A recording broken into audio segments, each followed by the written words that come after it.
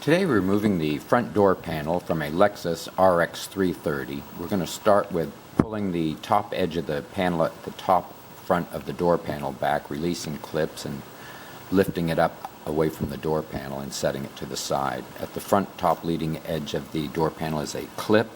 With our small screwdriver, we're going to push the center of the clip in about 1/4 of an inch to release. This will allow you to pull the entire base out of the door panel and set this clip to the side.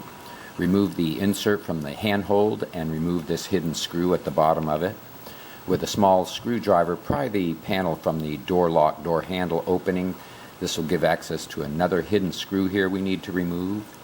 With our pry bar, we're going to start at the front edge of the control panel, lifting up to release clips. This will give access to a connector. Locate the trigger on the connector, squeeze it in to release and remove this panel.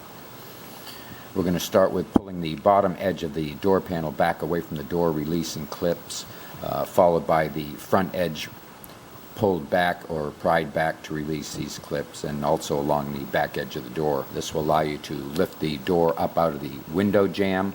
We're going to pull the top edge slightly back for access to several connectors here.